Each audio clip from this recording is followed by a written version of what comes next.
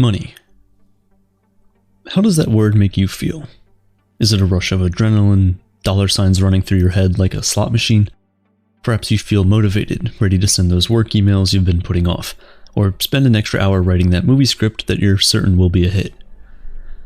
But maybe you don't feel so good when you hear that word. Maybe the mere mention of money causes your hands to go clammy, your heart rate to rise, and your brain to start doing somersaults around all the ways in which you don't have, need more, want more money.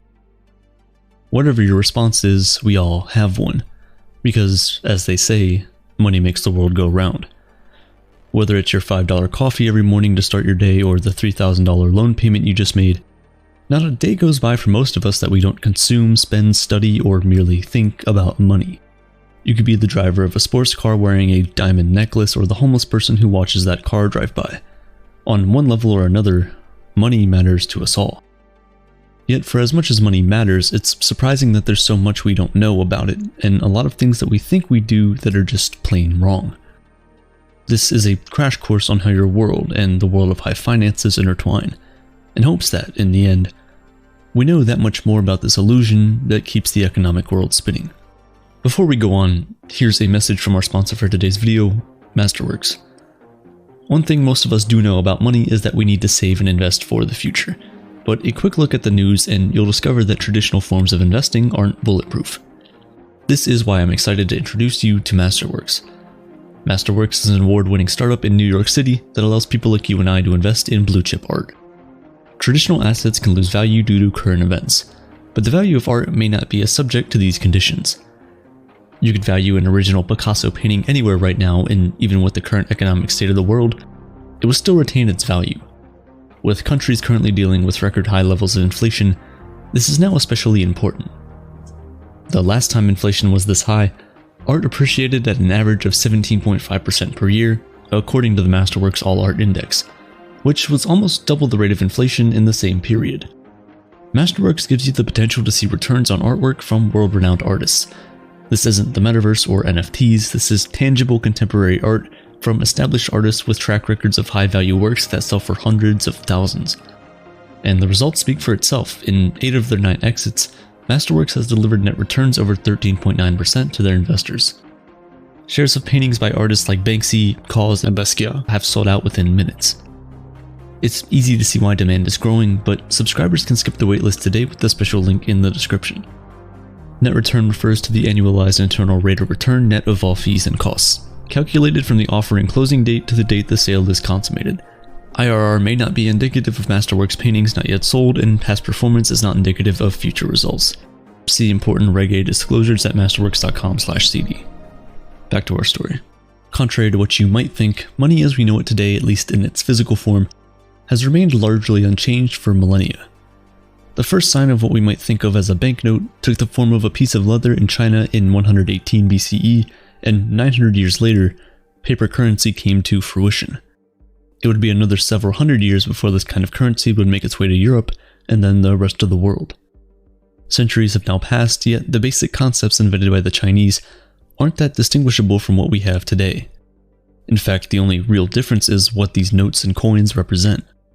The first real global system of valuing currency was the gold standard, which began in England in the early 1800s. It tied a currency's value directly to the established value of gold. So in a country like the United States, $1 was pegged at exactly 1/50th an ounce of gold. This system was set up that, in such a way, ideally it would provide a stable monetary environment around the world. And it did for a while, but as with all natural resources, the supply of gold was not as fixed as we originally thought. As a result, countries began dropping it as a means to measure the value of the money. In 1971, US President Richard Nixon officially severed the convertibility between dollars and gold. I have directed Secretary Connally to suspend temporarily the convertibility of the dollar into gold or other reserve assets. By that time, the US dollar was seen as the global standard currency, so once the dollar was no longer dictated by the value of gold, pretty much nothing else was. If the value of the dollar is no longer determined by the value of gold, what exactly makes $1 worth $1? Well, instead of a commodity-backed system like the gold standard, we now have something called fiat currency, which has no intrinsic value and is instead backed by a government, What gives today's dollar its value is the economic supply and demand in the United States. And who controls that? Governmental financial systems.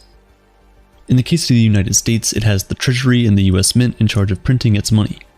But as we can see in the growing number of digital businesses and iPads in place of cash registers, money printing is a dying business. So if a government isn't literally printing money, how exactly does cash come into circulation? The vast majority of money exists only as numbers on a computer, incredible amounts of money digitally credited to commercial banks by a country's central bank. This central bank controls how much money it deposits into the commercial banks based on the economic situation of the country. During the earlier stages of the pandemic in the US, some of that money was sent directly to bank accounts in the form of stimulus checks. But that's an extreme case, and most of the time that's not how the money ends up with us. Here's how it usually works. A central bank sends money to banks and credit unions nationwide, and they in turn distribute that money into the economy by lending it to their customers. Which brings us to the topic of debt. Around 80% of Americans are in some kind of debt. Yet many people don't know what exactly debt is and how its moving parts work. What they do know, and what is backed by several studies, is that even the idea of paying off debt can be a severe emotional strain. No one wants to owe anyone anything, but with the cost of living vastly outpacing the money we earn for a living, loans are the necessity everyone hates, yet most can't live without. You get a loan to purchase your car, start your small business, go to college, or buy a house. Very few people can afford a house with the money in their bank accounts. Yet, all of us need a roof over our heads. So some people choose to rent, while others decide to take out a loan from the bank in the form of a mortgage. But banks aren't charity organizations, they're built to make a profit, and the way they do that is through interest. Interest is the amount you, the borrower, pay to use the money a bank or financial institution has loaned you. Think of it like the rent you pay on your apartment every month. You don't own the apartment, but you get to use it for a fee. In the same way, you don't own the money you use to purchase your house, but you get to use it for a fee. And this buy now, pay later model does not only exist for big purchases like a house and college. It has permeated our entire society, so much that most things we purchase now exist on this model. Especially since the creation of the credit card. Don't have enough cash for that new couch? Put it on your credit card. Want to get that new iPhone? Pay a monthly fee to your internet service provider. Heck, even consoles like the Xbox follow the same model. We now use credit to pay for even small things like a sandwich, a new pair of pants, or food for our dogs. If we pay our balances on time for those purchases, we can avoid the interest rates that credit card companies charge and we'll be fine. But for a lot of us, especially in hard times, we tend to build interest on our cards, which can quickly lead to a pretty bad spot financially. Credit cards can help provide a financial buffer in a bind if needed, but they also come with an element of risk. So are they worth it? There's some mixed feelings about this. Some people think that using credit cards is a surefire way to send yourself straight into sinking debt. But others see frequent credit card use as a way to build good credit, which, if you've ever leased an apartment or bought a car, is an important part of daily life these days. Whichever side of the fence you're on, one thing we can all agree on is that you need to be careful when using credit cards so that you don't overspend and dig yourself into much deeper debt than is necessary. By being wise with your credit, savings, and increasing your income, you can have enough disposable income to finally do with your money what every financially stable person suggests. Invest. Investing basically means committing your money to something to earn a financial return. It's making your money work for you. One mantra in the investing world is the greater the risk, the greater the reward. Investments like bonds are safer but offer lower returns, while investing in individual stocks can provide incredibly high returns, but are also extremely risky. And let's not even get started on cryptocurrency. We'll need an entire video to go over investing properly, but in the end, if we get the opportunity to do so, our goal is to build our wealth. To increase how much we're worth, and that's the entire point of money, to show how much something, or someone, is worth. How much is a carefree retirement to you? That will inform how much money you put away in your retirement account. What about a car? We might splurge on a luxury vehicle because it's worth it to us to enjoy the extra comfort and social status. The byproduct of this is that, as a society, we become obsessed with the idea of worth from material goods and worldly possessions, to personal worth and even that of others. Publications like Forbes and Bloomberg publish wealthy individuals' net worths, assigning a number to someone's success. To create these lists, Dozens of reporters track down millionaires and billionaires all across the world, collect their personal information, add up all of their presumed assets, and subtract their liabilities.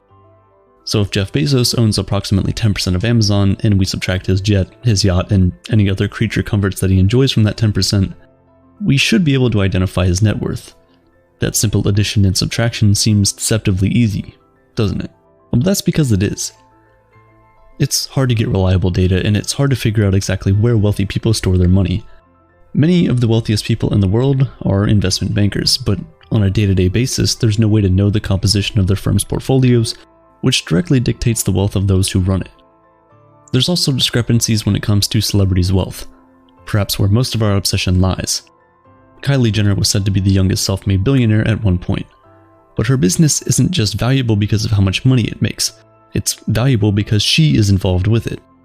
The business's worth is reliant on her involvement. Her wealth is wrapped up in her business and vice versa.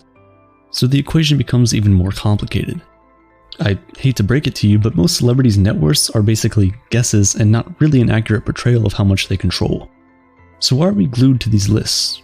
Are we ultimately comparing ourselves to the world's richest people, allowing ourselves to be fascinated by financial wealth at our own expense? The truth is, while learning about money and understanding how our economic system works will not guarantee you a spot on Forbes' billionaire list, it can give you peace of mind. Knowing a thing or two about money can help us see the world a little more clearly